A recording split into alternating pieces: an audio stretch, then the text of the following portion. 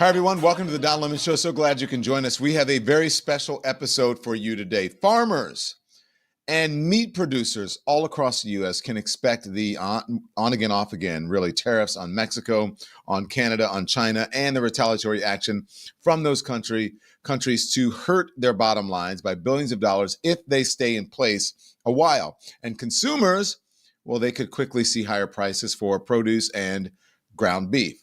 Lots of stuff. There are a lot of things that are going to be affected by this. Farmers specifically, especially. I have the perfect guest today to talk about all of this, and that's Mr. John Boyd Jr. is a fourth-generation Black farmer, a civil rights activist, and the founder of the National Black Farmers Association, NBFA. John, thank you, sir. How are you? Thank you, Don. Thank you so much for having me, and so very, very fortunate to be a guest of yours. So it's good for the American people to hear this story.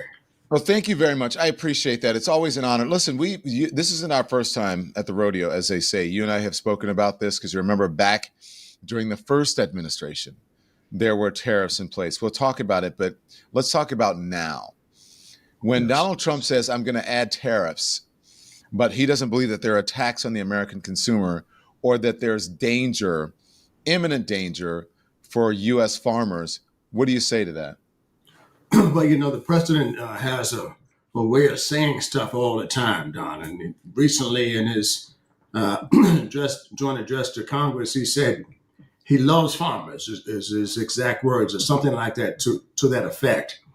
And here the very people that, in this case, 99%, Don, of white farmers voted for this president, are the very first persons in line to get affected by this president. He came right in, imposing tariffs and threatening tariffs and really causing a state of emergency for farmers in this country.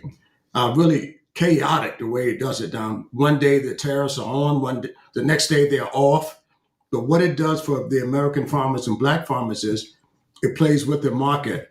All the three major commodities in this country, corn, wheat, and soybeans. He threatens tariffs to Mexico, which is the number one purchaser of U.S.-grown corn.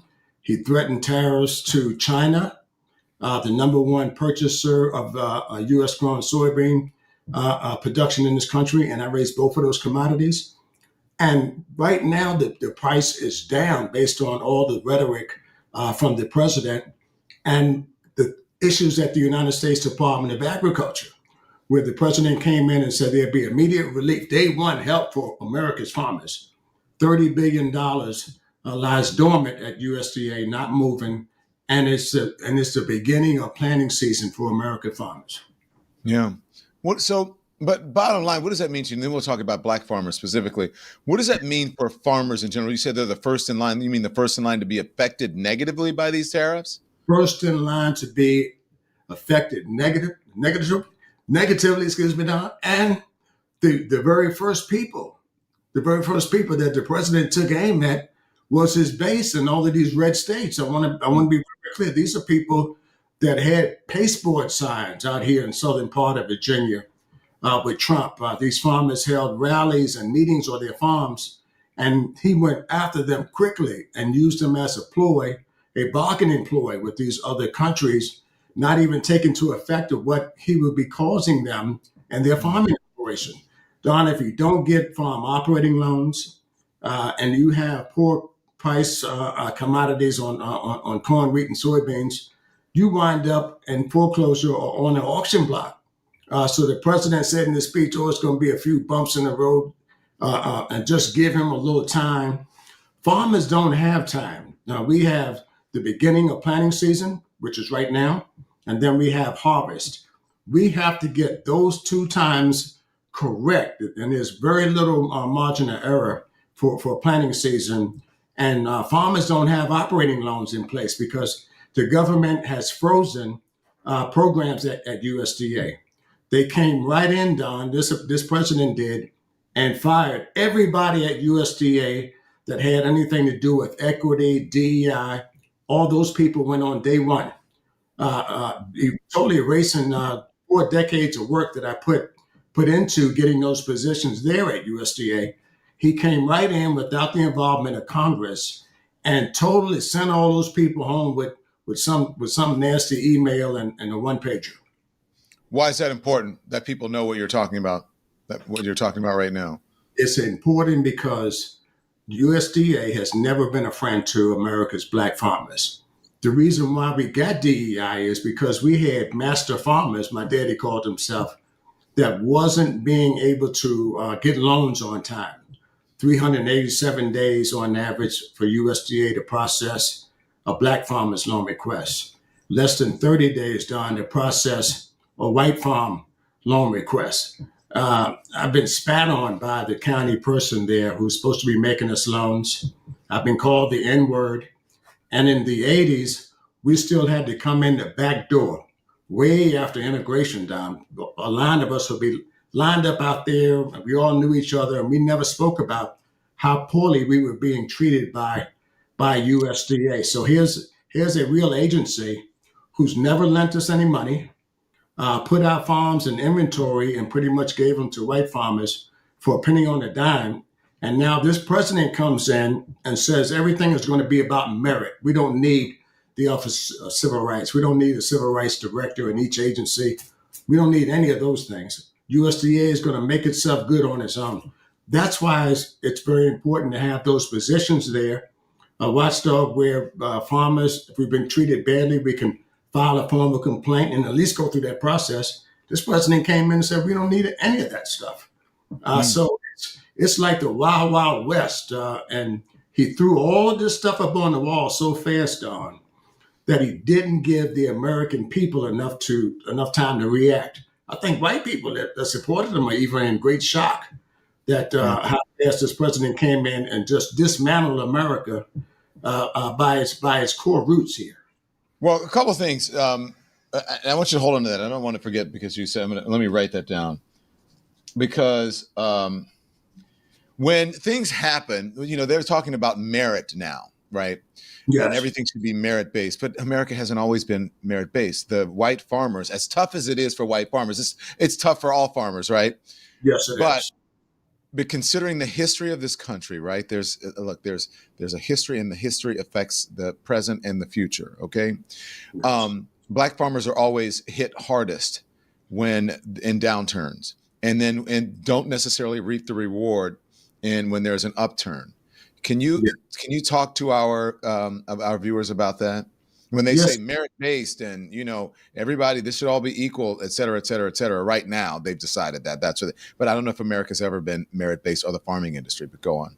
It hasn't been merit-based. A couple of things here. I want to bring it right in your face today.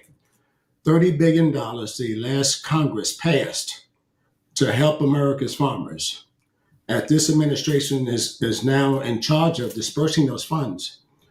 Black farmers are not on grid, Don. That means they don't have farm serial numbers. That means that they haven't done business within USDA within the past 5 years. They haven't reported their crops. None of that persons that I just described will be eligible to take part in this $30 billion. I understand this stuff. And people say, well, why? It's because we've been slaves on American soil. We've been sharecroppers on American soil.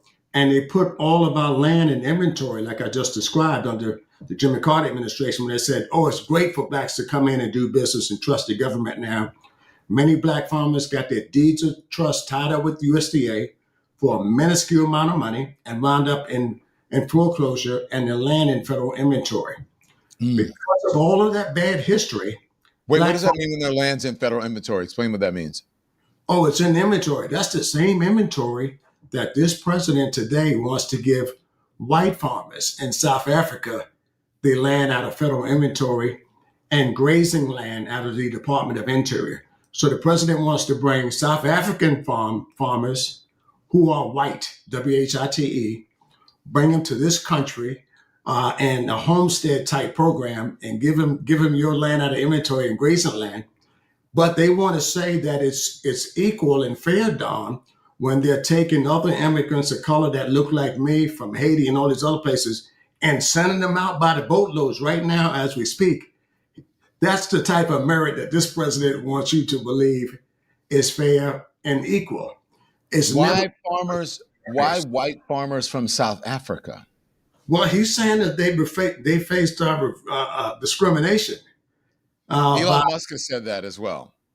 the president. President, yeah, he said it here recently, within the past few hours, that he wanted to bring the white farmers. He's going to bring them in right now and give them a pathway to citizenship right now, and really, Don, I call it a land grab. And black farmers had, when they put our land into inventory, they've done it through, my daddy always said on it, they do it legally, through a program called lease back buyback program. The government touted it as a way to help small black farmers in this country. And they used that law really to take the land from blacks around the country, small scale black farmers, put their land into federal inventory and said, oh, we're going to lease it back to you until you can pay for it. That never happened, and we had 1.5 million acres in federal inventory that came from black farmers in this country that the administration wound up leasing to white farmers for a penny on a dollar and selling most of the land to large-scale white farmers on a county committee for pennies on the dollar. So this is really a untold saga of what happened to blacks in this country. So every time I see the president says we don't need race-based, all of this stuff. It's really fancy terminology of doing away with blacks. So they change our name every 10 years, Don. Socially disadvantaged farmer, farmers of color, minority farmers. And now they classify us as DEI. Many black businesses and the rural communities don't even know what DEI means. So they put you in that box, and the president says everything with DEI. I said it in the speech the other night. We completely doing away with that. Well, people, that's black farmers too.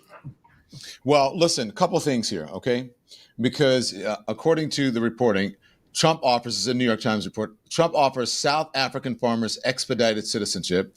The president falsely claimed on social media that the South African government was confiscating farmland, echoing previous statements that the country was mistreating white people. The United States will immediately start offering a rapid pathway to citizenship for South African farmers, President Donald Trump said in a social media post on Friday, falsely claiming that South Africa's government was confiscating their land, and much worse than that. And that's a quote from him. The post largely echoed what Mr. Trump has previously said about South Africa, including in an executive order last month in which he suspended all American aid to the country and offered refugee status to Afrikaners, a white ethnic minority. Now, this is something I interviewed Elon Musk last year. He mentioned that in our interview, and here it is. Listen. South Africa, I mean, look at what happened with apartheid. It seems to me that you should be someone who is more understanding of that, considering where you came from, considering your history. Yeah. There's a slow white genocide going on in South Africa. Do you care about that?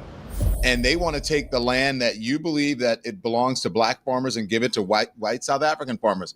How do people feel about that? Are white farmers even okay with that in America?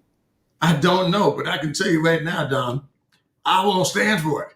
And this president is sitting here doing that, and he says he loves farmers. He wants us a merit base. The first thing he can do is settle Boyd versus USA and return the land to black farmers and other farmers of color, the 17,000 black and other farmers of color. If he says he really loves farmers, instead he wants to bring white farmers in. The people who've been clearly discriminated and documented throughout history here in the United States are black farmers, capital B. Black farmers that look like me, my father, my John Boyd Sr., Thomas Boyd, all these people paid the piper to own land and farm in this country. And this president won't return the land here in federal inventory to black farmers, but he wants to bring white farmers, who he says is facing discrimination in South Africa, of all places, and bring them to the United States and give them a pathway to citizenship and land and a homestead, things he won't do for black farmers right here in the United States. Shame on this. You said what? Shame on this. Complete. Yeah. Look, this isn't the first time that you dealt with MAGA and Donald Trump and what you said were racist tactics. There's an interview that we did back in 2019, I believe, where this racist message, I think it was the N-word, was scrolled or written on a garbage can outside of your farm. Here it is in part of that interview. Watch. John Boyd Jr. is a Virginia farmer and president of the National Black Farmers Association and a critic of the president's trade policies that caused China to retaliate with stiff penalties on goods like soybeans, hurting American farmers. Well, this week, Boyd found himself the victim of a shocking incident. He found the N-word plastered on a trash bin at the entrance of his farm. And John Boyd Jr. joins me now. Thank you, Mr. Boyd. Don, thank you for having me. Thank you for coming on. So why do you think you were targeted? Well, basically, I think it's more of a retaliation from the Trump administration, and it's retaliation from my strong positions against the tariffs. And the tariffs have really hurt farmers like myself and other small-scale farmers and African-American farmers who haven't received their subsidy payments from the government. And the president has made a whole lot of promises, but very few of those things have reached farmers like myself. So every time I hear him making another announcement about more tariffs and more bailout money, it means bad news for farmers like myself. And you know, Don, it takes a lot of effort to go out and make a crop. And basically what we're looking for is a fair price for our commodity. And the president took away a 90% market for American farmers, soybean farmers, and they didn't open up other trade doors. And that's something that his U.S. trade representative could have worked on. The agriculture secretary should have been working on making more open markets for farmers like myself. And I've reached out to the president and asked him to meet about this. I reached out to the secretary, the agriculture secretary, and asked for a meeting. And Bloomberg asked him about my formal request to meet with them, the agriculture secretary. And he says, oh, well, I meet with black farmers, you know, while I'm out in my travels. But he hasn't met in a formal capacity. And I think that that's very disheartening. Look, you don't need me. You can just keep talking for as much as I'm concerned, because, I mean, what you're saying is very compelling. I just have a couple questions for you. One, in all your years, did you ever have anything like this happen to you so boldly and so brazenly before you started speaking out about these policies? Nothing like this. I have been called the N-word by agriculture secretary officials in the past. But, Don, that was in 1998. And here we are in the year 2019. And when we turned into our farm and we saw that, and, you know, we have children and they saw those awful words printed there. You know, the president ought to speak out against this. Here you have African American. I've been on CNN before, you know, speaking about these kinds of things. The president should condemn that type of racial epithet printed anywhere in these United States. The president needs to show leadership on race and bring this country together. But yet and still the country is so far divided on race because the president of the United States doesn't do enough to bring us together. He's hurting our country right now. Okay, John. So, but that interview could have been today. So what doesn't he get about tariffs? And you know what, Don? Could you hear the pain in my voice? I didn't get the check that I was eligible for, and it just supports everything I just told you. I was waiting on a check for my farming operation that I was eligible for, that white farmers had already received, and it was being delayed on purpose. Tariffs are bad news for America's farmers, all of them. Tariffs are worse news for black farmers because at the end of the day, when we can't get a fair price for our commodity, corn, wheat, and soybeans, and cotton, and all of these things, that means bad news in the long run when we have to pay our creditors. And one thing I've been saying today is we need a moratorium on farm mortgages in this country. We shouldn't be losing farmers while the president is paying footsie with tariffs and these other countries are down. That's the first thing. And the second thing, we're in a egg crisis in this country with I was eggs. just looking at that question. I'm glad you mentioned that because you want to talk about the egg shortage and the frozen money by Trump farmers, but you said the egg shortage, egg crisis. Egg crisis. I just left the grocery store and it was $14 for, one of those tray eggs, for a tray of eggs there. And I've been an egg producer most of my life.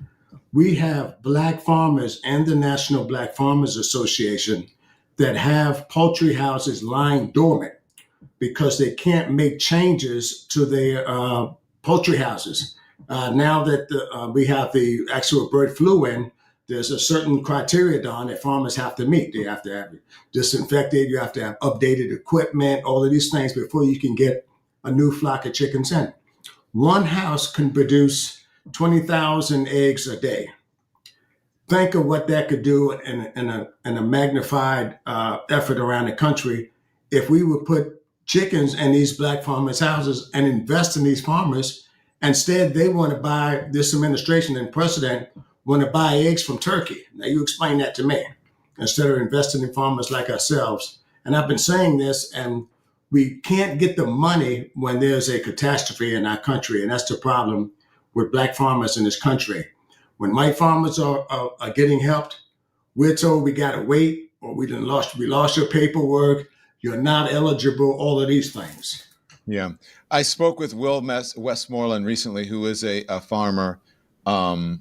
I think he's in the ag industry, and he said that white farmers take advantage of the subsidies and the incentives and the monies all the time, and somehow they are not qualified as DEI hires, or DEI farmers. I want you to look at this. This is what a farmer told one of my colleagues over at CNN once he heard about the tariffs and deporting, really this mass deportation of workers, immigrants, migrants, et cetera. Watch. What percentage of your workers are not U.S. born? Probably half. About half? Yeah. How many hours does this go on? It's 24 hours a day. We could milk 8 hours a day, but it wouldn't be feasible or profitable for us to produce milk. So you need workers like this year-round? Yes. Governor Kristi Noem of South Dakota, her farm is just a few miles away. This farmer who voted for her, who voted for Trump, who still supports them, doesn't believe that they would round up immigrants and ask them for their immigration status, because it's an open secret that farms in this state are held up by undocumented workers. Are you worried, like some of your other farmers, that if there were a mass roundup of undocumented migrants, that you might lose workers? You might not have enough workers. Well, the question I asked, how are they going to do that? Within 2 days, we will not have food. There will not be food anywhere. 2 days? Yes. That's why I predict nobody will be filling the shelves, nobody will be producing food. If we once have to shut down and be gone, it's never coming back. Does Governor Noem understand that? I would think so. You have a lot of faith that they're not going to do what they're saying. That's pretty much what I'm thinking. So we have to trust in our officials that are put in place. Okay. They are rounding people up. It is affecting farmers. Why do they continue to vote for this president or the people who are hurting them? Well, there's a couple of things. One, a white farmer in my neighborhood said he saw himself in President Trump. So they see a white man connection thing there. I kind of understand that part. The part I've been really beating on the Democratic Party is when you're in charge, execute your platform. Pushing the Democratic Party to go after rural America. I've been pushing the Democratic Party to have a platform for farmers. Whether you get them or not, go after that target body. They're a large voting bloc and their families, and instead they kind of wrote their part. They kind of wrote them out of their platform, and it's a huge mistake. For Democrats to win this next go around, farmers have to be a part of that agenda, and white rural America, you're going to have to go after that voting bloc. But why they just give away their vote to someone who clearly doesn't know anything about agriculture and taking their vote for granted the way the president is, I don't understand it, Don. I really can't understand it. I live out here amongst it every single day. I talk to white farmers every day, and they will argue you down for this president, whether he's completely, flatly wrong, and they'll know he's wrong, and they'll come up with some excuse to support him anyway. Yeah. So what are you going to do? Because you're back at it. We were talking tariffs and the mistake that was in 2019, and Yes. The discrimination that you were facing then. And here we are back in 2025. And Well, saying, what are you going to do? Well, I'm glad you asked me that. I lost my dad in 2022. We farmed together my whole life, and he taught me a couple of things there. One, on his deathbed, he said, John, never let anybody tell you that your legacy and your heritage as a farmer isn't worthwhile. And that's what this president's trying to do. I'm going to keep pushing forward. I'm going to organize, and I'm going to push Black America to get up and wake up and do something. Don, right now, Black America's asleep. You got to wake up, stand up, fight back, push back. And at the end of the day, Don, this guy the president calls himself a king. That's what he says. Laughing, calling himself a king. But I know the real king. And he's sitting high and he's looking low, and he doesn't like what this president is going to do. And as my daddy would say, he's going to fix it. John, just give him a little bit of time. God is going to fix all this, Don. That's my message to America today that's watching this show. God is going to take care of this. He's going to take care of this president. Just give him a little time. Yeah, but to the folks out there and the people you said Black America's asleep, the Lord helps those who help themselves too, right? You got to wake up and stand up and get involved, Don, and fight back. You got to vote. And I watch these social media platforms, and we're too busy with nonsense. Erase the nonsense and put your podcast into their news cycle on the front of their pages so that they can see this important segment. Guess what? They can do all that nonsense, but at the end of the day, you got to eat. And the only way to eat is to support farmers. They need to go to our webpage and support us, blackfarmers.org. The same way that this president, when the sweeping action trying to take us out, is the same way our base needs to come in and save farmers in this country. And in this case, Black farmers. They need to support us right now. John Boyd Jr., thank you. Best of luck to you. Thank you, Don. Thanks. Thanks everyone for watching. Your support means the world to us. So make sure you hit the like button and you subscribe to our channel to make sure that you never ever miss a video. We're live every day, 10 a.m. Eastern time. We drop even more content at 2 p.m. Eastern and 5 p.m. Eastern. And if you want more Don Lemon Show content, we'd love for you to become a member of the Lemon community, where you will receive access to special community posts. You'll get exclusive content and members-only live shows. So head over to our channel page or click the join button on this video. Again, thank you for watching. We appreciate your love and your support, and we will see you next time.